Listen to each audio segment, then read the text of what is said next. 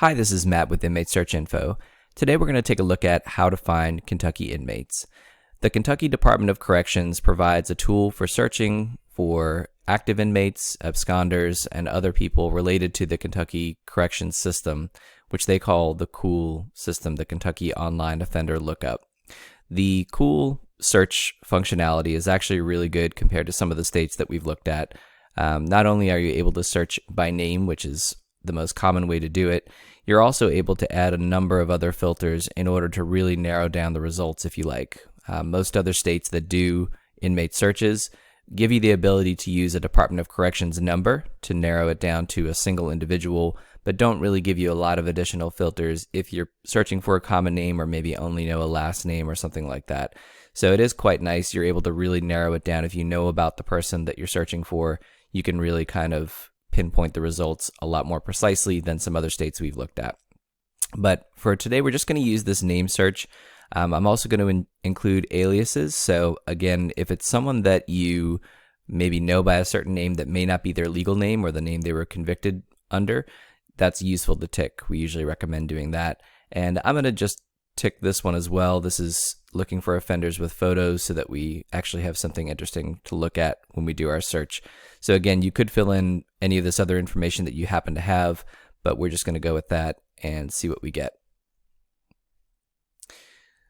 So after your search, you get a list of all the results matching the information that you entered. Again, because we put in the aliases, we're getting some names here, the convicted names, the legal names that are different from what we entered, but at some point in some capacity they're known by that name.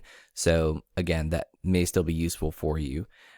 They're giving you, I don't know how many results, looks like maybe 10 and per page. Yeah. And then you can potentially have more results per page if you want to, which is kind of nice, or you can just go page by page.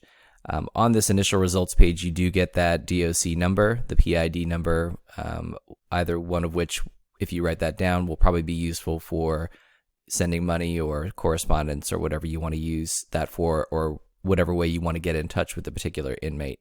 And you do get a list of the offenses, which would potentially help you to narrow down the results as well. And because we've selected the option for photos, we do see that there are photos available for these guys.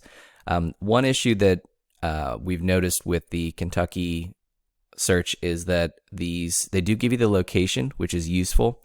But if I'm not mistaken, I'm just going to double check.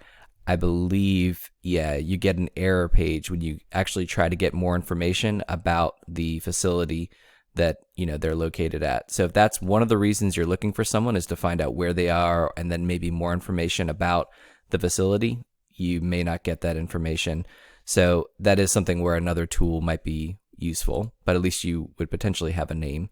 So if we click on one of the results, we have, again, the photo. It is clickable. You get a larger one, a little bit higher resolution, which is nice because, again, a lot of the other states don't give you a large photo or a high resolution photo. So that's, again, very helpful for identification. Again, this link not functioning correctly, but you do get the age, some basic description as well, which will hopefully help you to make sure you've got the right person.